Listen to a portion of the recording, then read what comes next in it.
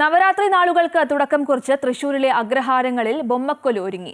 9 ദിനങ്ങളിൽ ഭക്തർ ദുർഗയുടെ 9 ഭാവങ്ങളെ ആരാധിക്കും. തൃശൂർ പാണ്ഡ്യ സമൂഹം ഹാളിൽ ഒരുക്കിയ ബൊമ്മക്കൊലു ജനശ്രദ്ധ നേടുകയാണ്.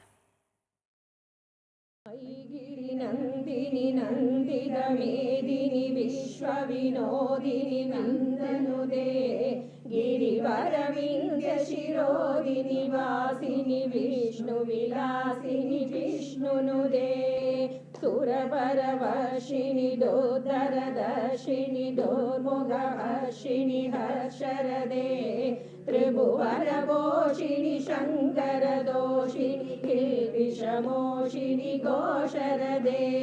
കൊലു എന്നാൽ പടി എന്നാണ് അർത്ഥം. ഇത്തരത്തിൽ ഒന്നിനു മുകളിൽ ഒന്നായി പടികൾ നിർമ്മിക്കും. 3, 5, 7, 9 എന്നിങ്ങനെയാണ് കൊലുകൾ നിർമ്മിക്കുന്നത്. ഇതിലെല്ലാം ദേവീദേവന്മാരുടെ ബൊമ്മകൾ സ്ഥാപിക്കും. ആദ്യം പൂർണ്ണകുംഭമാണ് വെക്കുന്നത്. 3ാമത്തെ പടിയിൽ ഇത് സ്ഥാപിച്ച ശേഷം മരപ്പാവകളെ വെക്കും. ബാക്കിയുള്ള പടികളിൽ ഓരോ പുരാണ കഥകളുമായി ബന്ധപ്പെട്ട ബൊമ്മകളാണ് വെക്കുക. അഷ്ടലക്ഷ്മി, അനന്തശയനം, നരസിംഹാവതാരം, രാമായണം, ദശാവതാരം തുടങ്ങിയ പുരാണ കഥകളെല്ലാം ബൊമ്മകളെ നോക്കി മനസ്സിലാക്കാം. ത്രിമൂർത്തികളുടെയും മറ്റു ദേവതകളുടെയും ബൊമ്മകളും ഉണ്ടാകും. കൂടുതൽ ഈ ബൊമ്മ കൊലുവായിട്ട് വെച്ച് ആഘോഷിക്കുന്നു. കൊലു എന്നുള്ള വാക്കിനെ തമിഴ്നാട്ടിൽ നിന്ന് വന്നതാണ്.